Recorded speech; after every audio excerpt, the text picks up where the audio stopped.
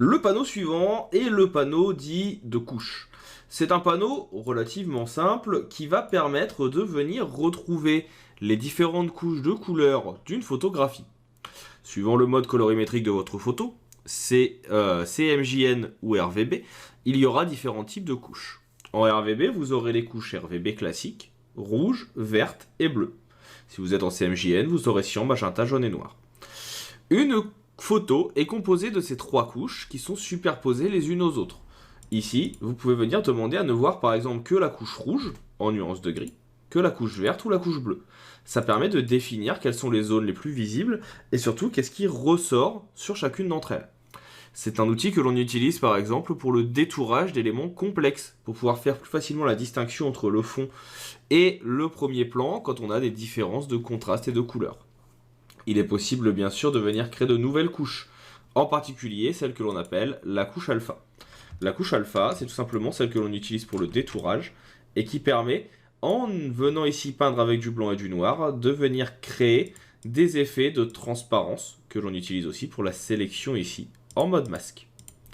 Cette couche alpha, vous pouvez la supprimer à tout moment. Il est possible aussi de venir sélectionner deux couches. Par exemple ici j'ai le bleu et le vert. Je peux avoir également uniquement le rouge et le bleu, ou uniquement le rouge et le vert, ce qui permet de pouvoir modifier la colorimétrie.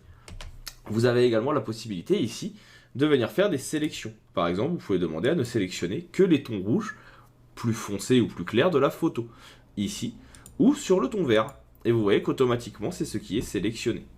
Vous pouvez ensuite venir en faire justement une couche alpha en utilisant un masque de fusion, ce qui permet de pouvoir venir sélectionner plus facilement des éléments. Et si vous revenez par la suite en mode RVB, que vous faites un CTRL-clic pour reprendre la couche alpha, vous voyez que vous avez ainsi sélectionné certains éléments. Et en venant y mettre maintenant un masque de fusion dans les calques, on peut faire du détourage.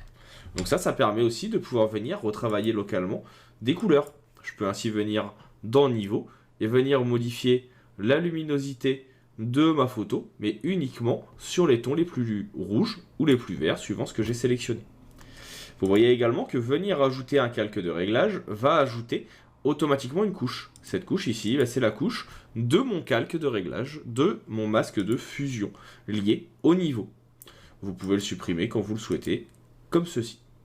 Dans le menu Burger, vous retrouvez les mêmes options que l'on a déjà vues, avec en plus la possibilité de venir ajouter une nouvelle couche, avec directement un ton direct. C'est-à-dire que c'est une couleur qui sera uniforme, que l'on peut utiliser par exemple pour faire un vernis sélectif. Et donc là, c'est ajouté, et donc on peut le modifier, c'est-à-dire le rendre visible ou non, et on peut surtout l'effacer si besoin.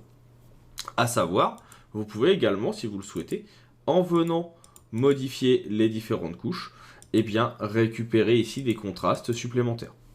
Donc voilà un petit peu pour les options de couches. Je vous invite à vous pencher un petit peu dessus, c'est assez utile et ça marche plutôt pas mal pour le détourage complexe. Si ça vous intéresse, dites-le moi dans la section entraide, je pourrai en faire une vidéo supplémentaire. Et maintenant, on va passer à notre prochain panneau.